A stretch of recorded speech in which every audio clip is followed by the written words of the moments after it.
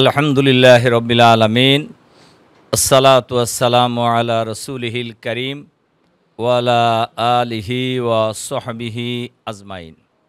আসসালামু আলাইকুম ওয়া রাহমাতুল্লাহি ওয়া বারাকাতুহু। আল্লাহ তাআলার শুকরিয়া, যার একান্ত মেহেরবানিতেই আজকের এই ওয়ার্কশপে আমরা সকলেই উপস্থিত হওয়ার সুযোগ পেয়েছি। আলহামদুলিল্লাহ। দরুদ ও সালাম আমাদের নবী ও নেতা জনাবে মুহাম্মদুর রাসূলুল্লাহ সাল্লাল্লাহু আলাইহি ওয়াসাল্লামের প্রতি। সম্মানিত দায়িত্বশীল ভাই সব, বাংলাদেশ জামাত ইসলামী বাংলাদেশে নিয়মতান্ত্রিক পন্থায় গণতান্ত্রিক পদ্ধতিতে জনগণের সমর্থন নিয়ে বাংলাদেশে একটি সফল ইসলামী রাষ্ট্র ব্যবস্থা কায়েম করতে চায়। এটা সঠিক কিনা? আপাত দৃষ্টিতে বর্তমান দুনিয়ার কনটেস্টে এর বাইরে যাওয়ার কোনো সুযোগ নেই। নিয়মতান্ত্রিকতার বাইরে যাওয়ার কি কোনো সুযোগ আছে? একদম না। কাজেই এই পদ্ধতিতে যদি আপনার পরিবর্তন আনতে হয়, তাহলে অবশ্যই সংগঠন এবং নির্বাচন এই দুইটার সমন্বয় থাকতে হবে। কেন থাকতে হবে?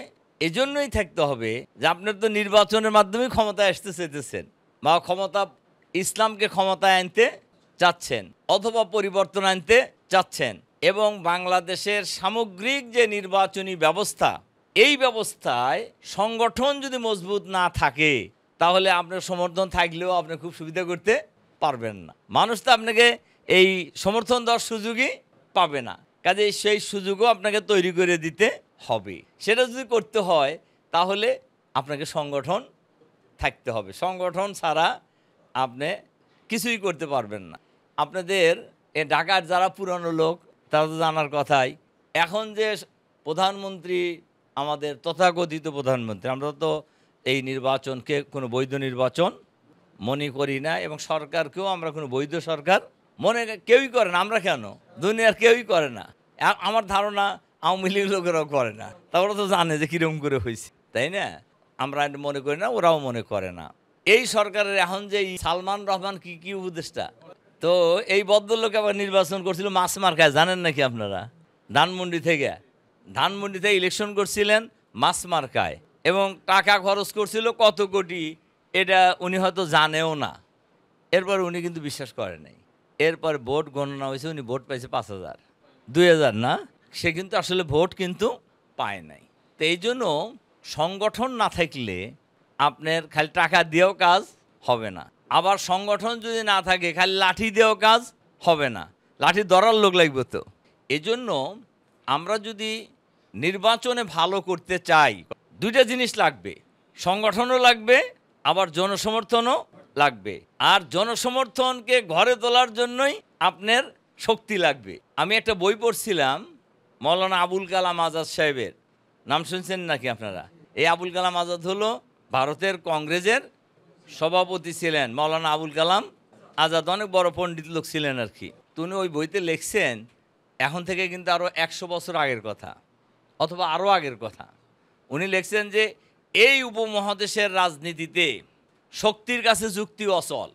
তো ওইটা বাংলাদেশের এই প্রেক্ষাপটে এটা আরও বেশি প্রযোজ্য কিনা? আরও বেশি প্রযোজ্য। জাল ভোট দেওয়া থেকে শুরু করে, কারচুপি করা থেকে শুরু করে, ভোট ডাকাতি থেকে শুরু করে নানান অপকর্মে আওয়ামী লীগ সাংঘাতিক পারদর্শী, এবং এক এক সময় তারা এক এক সিস্টেম উদ্ভাবন করে। যেমন আমাদের ইলেকশনের সময় আমরা দেখছি জোয়ার ব্যাপক ছিল জামাতের প্রার্থীর পক্ষে, ভোটও দিছে মানুষ। এরপরে ভোট গোনার সময় দেখা গেল আমাদের লোকেরা তো একটু সহজ সরল, ভোট গোনার সময় ভোট তো একসাথে ওই যে ভোট ব্যালট ঢালে দেয় না, এরপরে ওটা গোছায় কারা? গোছায় হলো বিভিন্ন দলের এজেন্ট যারা, এরাই কিন্তু গোছায়। এন্ড কে কি গোছাইতেছে, এটা কে কার খবর রাখে? সবাই তো মনে করে যে মানে সবাই ঠিকঠাক মতোই মনে হয় গোছাইতেছে। ওরা যেটা করলো আমার এলাকায়, সেটা হলো পরে যেটা জানা গেল, 5-7টা সেন্টার ধরাও পড়ছে। সেইটা হলো ওরা যেটা করছে, উপরে দিছে হলো নৌকা, নিচে দিছে নৌকা 10টা করে, আর মাঝখানে 80টা হলো দাঁড়িপাল্লা। এই বান্ডিল গোনা হলো কি হিসাবে? নৌকা হিসাবে। এই 100 বান্ডিল 100 করে বান্ডিল করছে। তো এই 100 বান্ডিল গোনা হইতেছে কিন্তু নৌকা হিসাবে, কিন্তু আছে হলো 80টা হলো এর মধ্যে দাঁড়িপাল্লা। আমাদের তো সহজ সরল বাহাদুররা এ তো আহমদ ইবনে হাম্বলকে জিজ্ঞাসা করা হয়েছিল যে একজন লোক হলো ফাজের ফাসেক কিন্তু খুবই সাহসী, আর একজন হলো সাধু খুবই ভালো মানুষ কিন্তু খুবই দুর্বল চিত্তের, নেতৃত্বের জন্য উপযোগী কে? তো উনি ফতোয়া দিয়েছেন যে প্রথম ব্যক্তি হলো নেতৃত্বের জন্য উপযোগী। কারণ দুর্বল লোকেরা নেতৃত্ব দিলে সমাজে বিপর্যয় সৃষ্টি হওয়ার যথেষ্ট আশঙ্কা আছে। এই জন্য যে আমাদের লোকেরা তো ভালো মানুষ, এটা তো বুঝতে পারেনি আসলে। তো এইটা যদি মনে করেন প্রত্যেক সেন্টারে যদি 5টা বান্ডিলও এরকম নিয়ে থাকে তাহলে কত হয়েছে? 400 ভোট হয়ে গেছে। তাহলে আপনার ভোট নিয়ে গেল আর একজনের নামে, আপনার ভোট 401 সেন্টারে যোগ হয়েছে আর একজনের নামে, আপনার কমছে 400, আর একজনের 400 বাড়ছে হলো 400, তাহলে গ্যাপ হলো কয়শোর? তাহলে আপনার ভোট দিয়ে কিন্তু 800 গ্যাপ, কিন্তু আপনি যতই ভোট পান এই 800 ভোটের এক কেন্দ্রে 800 ভোটের ব্যবধান কাভার করে আপনি সামনে আগায় যাওয়া, এটা কি সহজ জিনিস মনে করছেন? অনেক কঠিন, অনেক কঠিন। এই জন্য সহজ সরলতা এক জিনিস, কিন্তু নির্বাচন কিন্তু এটা আলাদা জিনিস। এ ব্যাপারে আমরা আরও যত্নবান হব ইনশাআল্লাহ। সেই প্রত্যাশা রেখে আপনাদের প্রতি আবারও আন্তরিক সালাম জানিয়ে আমার কথা এখানে শেষ করছি।